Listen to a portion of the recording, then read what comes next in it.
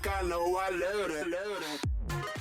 All right, welcome back to How to Invest in Commercial Real Estate, and we are here with another exciting topic. But before we get into that, we wanted to remind everyone that we are closing on our brand new development in Owasso, Oklahoma. Nice. Brian, what is it? What's the development? The development is a 13,000 square foot multi-tenant retail. We have 5 tenants. 5 tenants, one's a ground lease. Pretty much all pre-leased, and it's in a really good area of Owasso. So that deal was a $1.4 million equity raise. We talked about it before, but it was $1.4 million.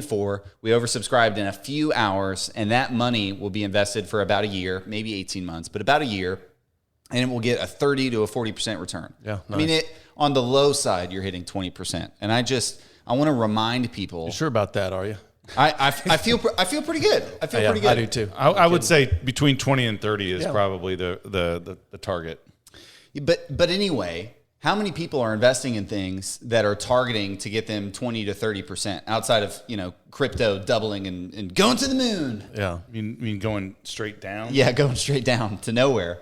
But like we've talked about, a lot of things are getting pinched and pressure putting on. And there's a lot of money being lost and created in the market. But real estate, even in this time with this debt environment and everything going on, we're investing a lot of money in the hopes and what we believe will get a great return. And I just want to stress the importance of that. You got to get your money working, even in times like this when everything is going down. I'm not investing in anything else that's, anywhere close, 20%, and as low risk as this. So, yeah, I still feel like we have more downward pressure on the market over the next few months. So I think it's going to work its way down, and they're going to stop maybe increasing interest rates. Then the market may start moving up sometime next year. Yeah, I don't know what the timing is, but I agree with that. Yeah, that's another point. Fed's meeting again here in a few weeks. They're most likely going to raise the interest rate again. That's going to continue to put more downward pressure on those sales prices and activity in commercial real estate. So it's going to be interesting. But anyway, we're closing on the deal tomorrow. It's super exciting. By the time you've seen this, we'll have already closed in Owasso, and we'll be exiting that deal in about a year. Yeah. Anyway, to dive into the topic today I wanted to really get into negotiating strategies, because from the moment you get into the game, meeting your first lender or meeting your first investor or trying to buy or sell your first deal, you're faced with those uncomfortable decisions, right? And that's the basis of negotiating. Mm-hmm. Somebody wants something, you want something else. You need to try to maybe meet somewhere in the middle and get a win in there. Basically, you're negotiating through every step of the process of part of the process of buying commercial real estate. Buying, details of the contract, the leases, all debt. of it. The debt, it's all a negotiation. Yeah. And we won't cover everything today, but we just thought we'd dive in high level and give you guys some ideas about some of the negotiating issues you're going to run into. Yeah, so one we're in right now where we'll kind of start off is selling property, right? So when you sell a property or buy a property, you will get a due diligence period. And in that due diligence period, it allows you to inspect the property with earnest money in the title company, but the earnest money is refundable. Mm-hmm. So that way, if you cancel the contract, you may lose what you had in due diligence costs or inspecting the property or having an appraisal done or a survey done or whatever. Those are hard fixed costs, right? But you may have 20, 50, 100, hundreds of thousands, millions of dollars in earnest money, depending on the size of your deal. And after your due diligence period, that goes hard, is what we call it. It goes non-refundable. You can't get it back. If you cancel the contract, that money goes to the seller for essentially wasting their time. So we're selling deals right now. And even when we buy deals, there's always the matter of time, right? Nothing goes however long you say it will. Is there a typical due diligence period in commercial real estate, would you say? 30, 45 days. Okay. Definitely. Mm-hmm. So at the end of that, 9 times out of 10, the buyer is going to say, hey, I need more time. Yeah. Right? We were in contract on a piece that. of land in Broken Arrow. We needed more time. The seller didn't want to give it to us. We canceled the contract. There's no playing games. We actually needed more time. We weren't trying to, negotiate anything. It's like, hey, man, we need 60 days. Well, you guys need to go hard with your earnest money, and then I'll give you 30. It's like, cancel that. Yeah. It's just not even ready. Yeah, that just happened this week to us, right? Yeah, and it's commonly referred to as kind of getting the seller pregnant. And what you mean by that is they're locked up in a contract. They can't do anything, hence the reference there. So that kind of gets you some leverage, but you need to do something, right? So, you guys were in a sale recently. Seller came to you, and how many days was he in contract with you at this point? Yeah, towards the end of their due diligence period, they did what we're going to talk about in the next key, is they tried to retrade us, where they come back and because of the market or the condition of the property, they say we want a discount. And so we gave them that discount, but never as a seller give a discount unless you're going to get non-refundable earnest money in return. So that's an amazing point that you should jot down if you're taking notes, or a mental key. That if you're going to give something, get something in return. That's right. And the best thing as a seller you can get is non-refundable earnest money, because at least you're saying, okay, I'm going to guarantee myself a sale, and in the event I don't get that sale, at least I get to keep some money for my time. Yeah. And so that, in that case, they went non-refundable, and they tried to retrade me a second time. And so pause there. So they went non-refundable with, give me a guesstimate of a number. $500,000. They went, okay, so they went non-refundable with $500,000, and then they tried to retrade you again. So here's the fatal flaw. Did they have any power at all? I mean, I don't think so. I don't think they thought so. I think they thought that, well, this is a tough market. Interest rates are rising, and we're going to lower our price, but it's still probably as good as he can get on the market. Yeah. So Joel's just going to take it.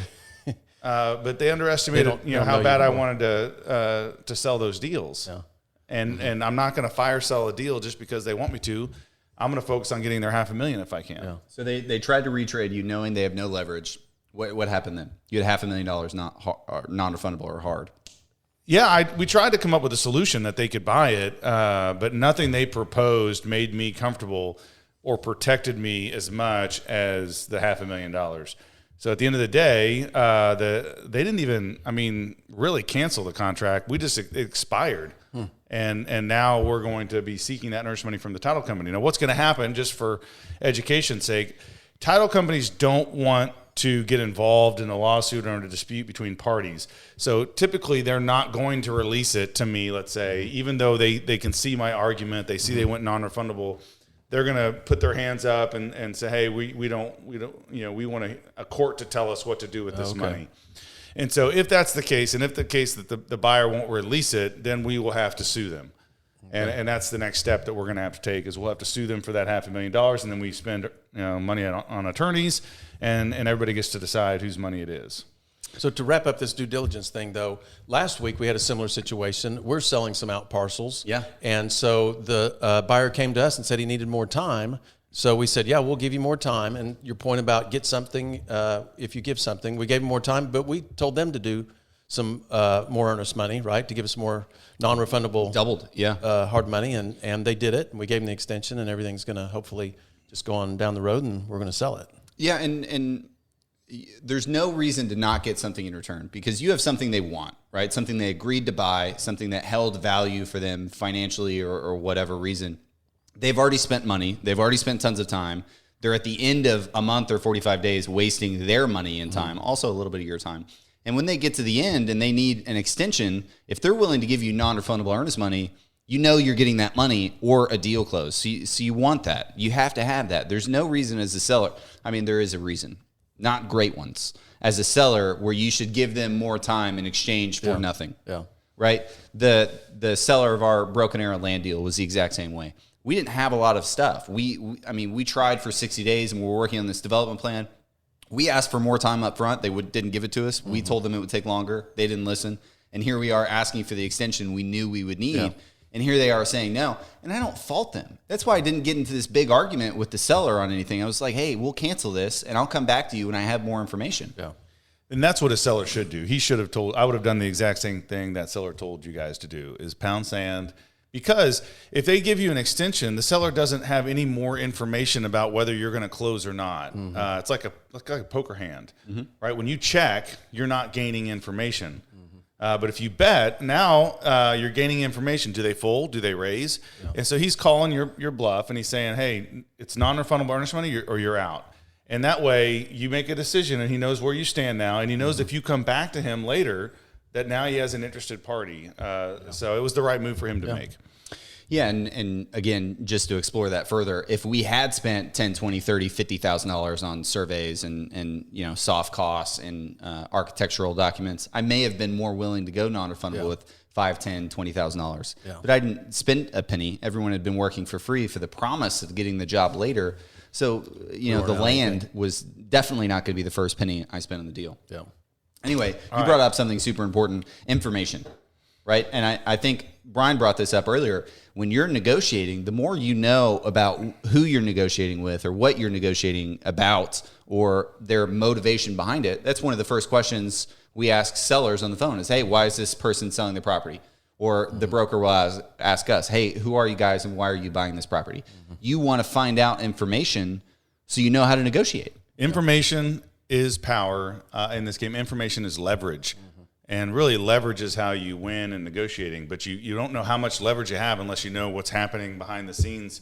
So, yeah, it is really important that you're gaining access to all of the possible information that you can have in any given transaction. A lot of times when someone comes to me in any negotiation, when they say, okay, I want a lower rate or I want this rate or that rate or something, the first thing I do is start asking questions, not yes or no or whatever, but start asking questions, get some knowledge, and then you can make a better decision on your negotiation. Let me give you an example just to try here. So let's say you have a retail center and you've got a big tenant, and if you lost that tenant, it's going to be devastating for you. So the tenant comes to you. I can think of a center like that. Yeah, I have several. And let's say the tenant comes to you and they say, hey, you know, our lease is about up, and if we can't get a discount, it just doesn't work at this location, and we're looking to get another location, down the street. Your first gut reaction is, if I lose this tenant, I'm sunk. Yeah. I won't be able to make my mortgage payment. That is operating out of fear, and you never want to be negotiating from a place of fear. So what could help you is if you went and did some research and said, hey, there's no big boxes around here that they can fit in.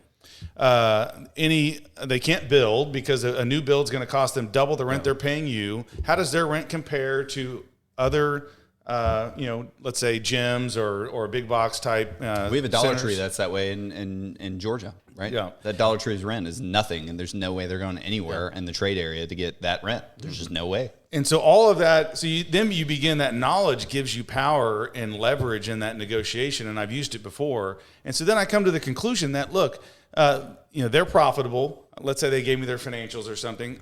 There's no way they can replace this low of rent. They're not going anywhere. This is a bluff. Yeah. And at least it allows you to understand under what conditions they might leave, and you don't operate from fear. Because so many times I see people negotiating from a position of fear. And you're going to lose every time. Yeah, I just tend to never want to negotiate out of fear. I will always call your bluff. If you're trying to scare me in any facet that I might lose or that something will be negative to me, my subconscious immediately checks that, and I say, okay, well, I'm going to do the opposite of whatever you're wanting me to do in that situation. And it tends to work out pretty well because typically the one that has the most leverage or the most confidence in negotiating is going to win. I love that. That was funny. I bet your wife just loves that. I'm just going to do the opposite. Anyway. All right. What do we got? All right. So let's stick with that same example. You have a big tenant. You're at a shopping center. You're negotiating a lease. You know that they can't really go anywhere. Let's talk about negotiating leases a little bit, because a lot of people are business owners. A lot of people lease space.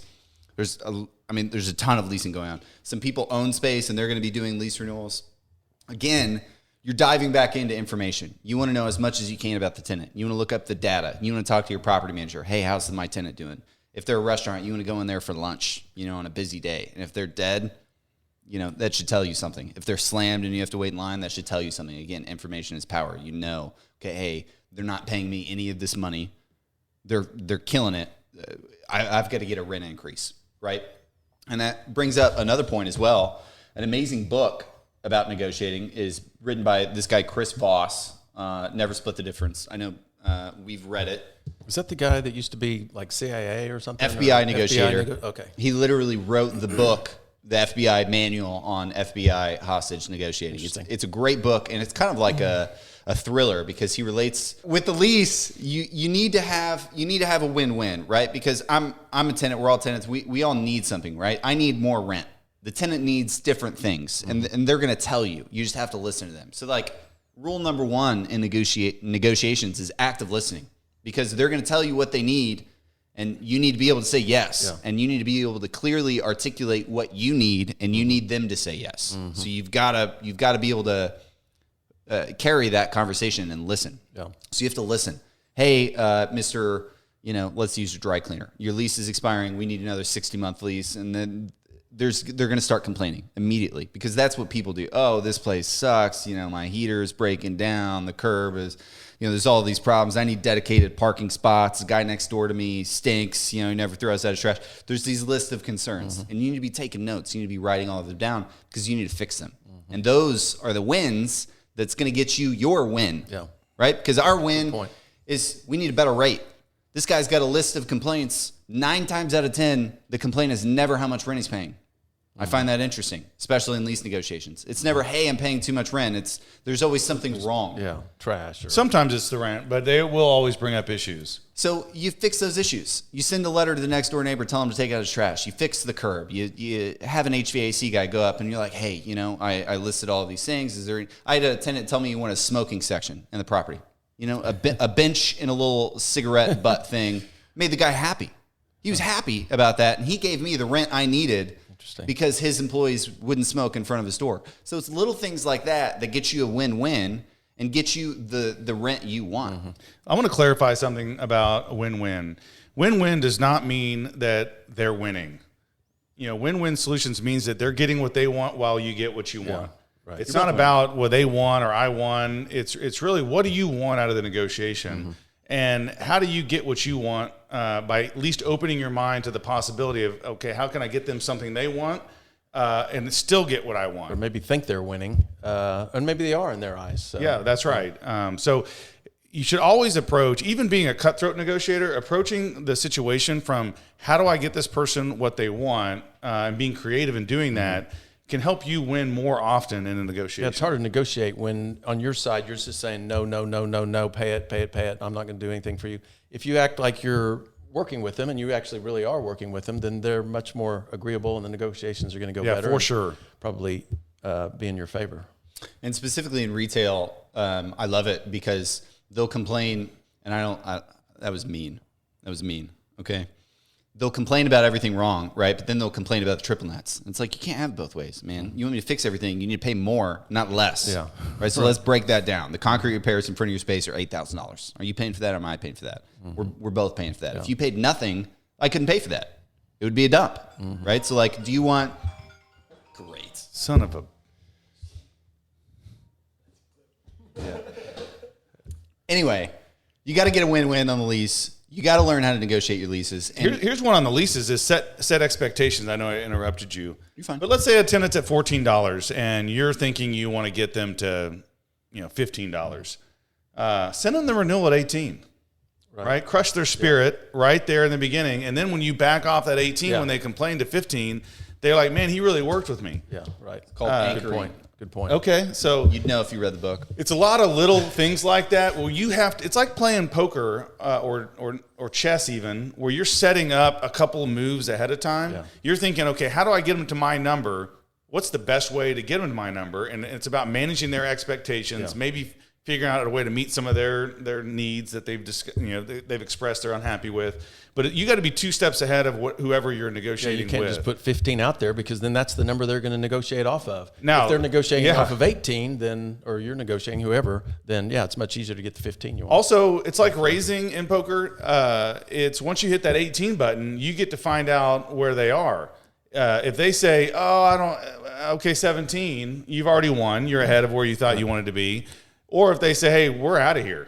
We're out. That is, now you've gained some information that you don't have leverage here, that they are willing to walk, and so you can adjust. Right. But if you just go up 3% or 15%, and I've been guilty of doing all of these things, you haven't gained any information on what they could have paid. Yeah. Right. And you may have left a lot of money on the table. And most people leave a lot of money on the table because they're worried what people will think when they give them a high number. Oh, I don't want to come in too high. I don't want to make them mad. Yeah. Well, you're not a good negotiator then. Stop. Yeah. Go read some books if you don't want to make anybody mad in negotiating, because you're not going to maximize value unless you're willing to make people uncomfortable. Yeah. Mm-hmm. Or be uncomfortable yourself. I remember this one retrade we did, and we got like $300,000 or $400,000, right? But we were thinking we were going to get like 100, maybe 200,000, and we got it, and we were just like, shit, we should have asked for more. Yeah, right. He just said yes. Yeah, he said yes way too. If they say yes way too easily and way too fast, you left something on the table. Yeah, that's true. That's true. Well, so you got the book there. It's one of the points that we wrote down that both Brian and I were talking about. Never split the difference. splitting the difference, once again, makes you comfortable. It's easy. It's easy. And if you're comfortable in negotiating, you're not maximizing value. It's fair. Yeah, it's fair. And you know what? Don't convince yourself that splitting the difference is fair. Just because they asked one number and you asked another number does not mean the number in the middle is fair. Yeah, right. Fair to who? It's like all of the price increases, due to increased costs, your price has gone up. They're not splitting the difference with me. Like, hey, coffee went up a whole $1. We're covering 50 cents. We ask that you cover the other 50 cents. No, of course not. Yeah. Of course not. I'll give people an example of in Oklahoma when they're buying a personal home. And let's say you're asking $400,000 and someone comes in and they offer, $370,000. And you come down to $295,000, just being a good negotiator. And they try to split the difference between, $370,000 and $395,000. If you take that, you're an idiot, because people don't make offers on homes that they're going to live in. They don't make offers on homes and then walk over $10,000. They've decided that's a home they want their family to be in. No, they picked out where the picture frame. That's right. Go. And so, but I see it all the time. These homeowners like, we just want to get it. What if they walk? They're not walking. If you're within a few percentage points, they're not walking, but they split the difference with them all the time. And I would never do that. Yeah. The last house I sold, let's say it was $400,000 and they were at $380,000. We'd been coming down and down. And my last offer, let's say, was $400,000, and they gave me an offer. The next offer I sent in was $400,000 again, to let them know that's it. Yeah. You better come to $400,000 or we're done. And most of the time, they've already decided when they go through to make an offer. They've already decided. They fall in love with the house. That's right.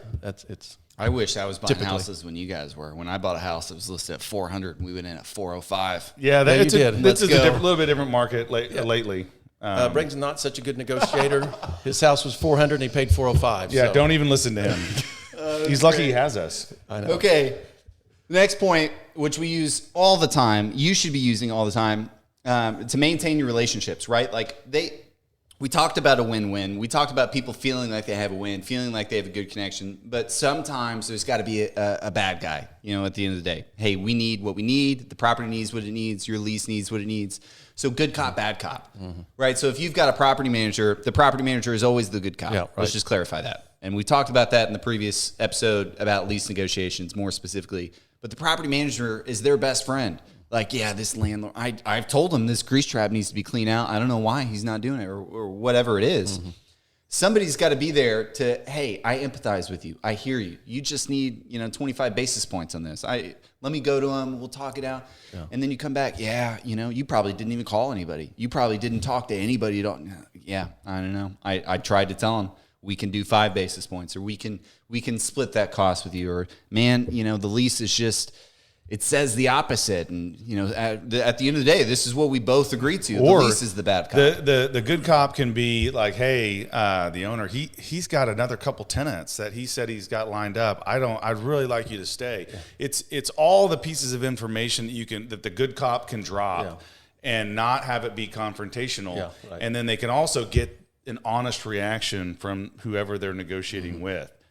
Being a good cop, having that relationship, it doesn't have to work with just a lease. It can be on a purchase too. You always want to have somebody that seems agreeable to the purchaser or the seller, and then someone that's off in the distance, that's unreasonable, and this person is trying to bridge the gap. Only these people are on the same team, but you make that person feel like maybe that you're not on the same page.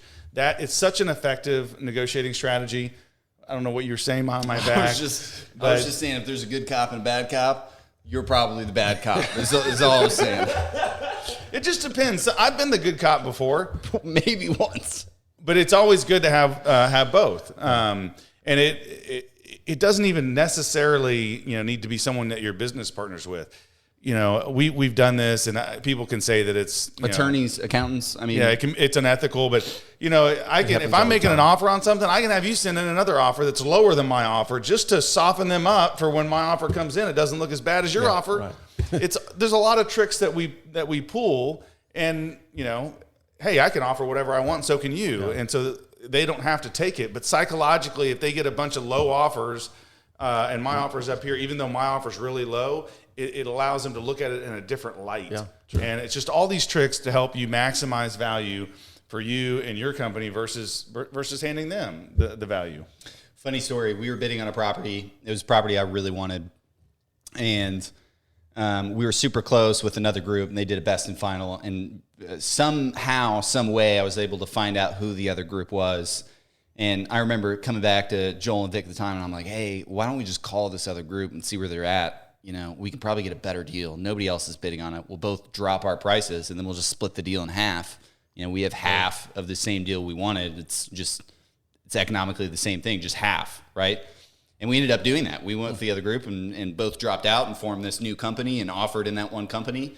And it put a lot of pressure on the seller because they went from having competition on a deal with people bidding against each other. You know, oh, we need a best and final. We need you to blindly raise your price, and whoever the highest one is in a sealed envelope gets it, which is never how it actually is, right? They're always pitting you back and forth against each other, just driving the price up. You're like, the hell with that.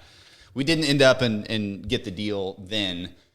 So it Did the seller know that you guys did that, or we did disclose it. Okay. Yeah, we did disclose it because I was kind of on the fence about it. The other partners we had were very clear that they wanted to disclose it. And anyway. What else? Anything else? Last point is joint venture deals. You're doing a deal with another group, right? So this is a massive proposition, and I know we've talked about Shark Tank before when people are arguing over 2 or 3% or whatever. But when a deal is presented to you, it's never where it is when it's closed, right? Hey, this is we need money in this deal, or hey, we need you to find the debt for this deal, and we'll give you this. It's like, well, just forget about that. They're just trying to anchor you at some point super low to make you feel like that's what they're willing to pay. And just tell them, hey, I would do that, but I would do it for this. Yeah. I would find that debt, but I would charge this point. I would loan this money, but I would need these fees. I would invest in that, but I need these controls. And I think so much of the time is from a consumer sense. On the consumer side, you don't go to Walmart and negotiate. You don't go to a car dealership, and especially now, negotiate on a lot of stuff. There used to be more wiggle room and stuff and more haggling.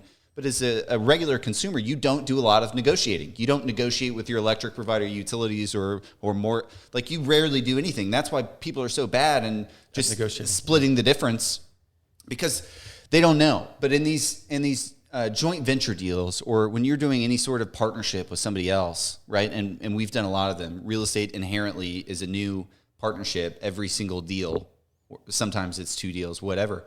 You've got to negotiate. You've got to push back, right? Mm-hmm. It's normal. It's completely normal from every person's side. There's investors who say, hey, is there any chance to negotiate these terms? Unfortunately, on ours, there isn't, because they're just split up into so many different investors.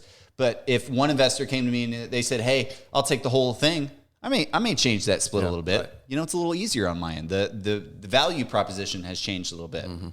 Or maybe you're going into a deal and they have something and you can immediately make the deal better. You should negotiate for that, right? Like, I want an extra 5% of this company or 5% of the upside because I'm bringing in this better loan, or because I'm making your life easier, and then we're all going to be spending less time and making more money on the same project. They should give it to you, right? So just don't immediately give in. Yeah, so the last thing I'll say then as we finish up, that's a good point, by the way, is that you want to be a hard negotiator. You don't want to negotiate from a place of fear. You want to get all the information to give you power and leverage.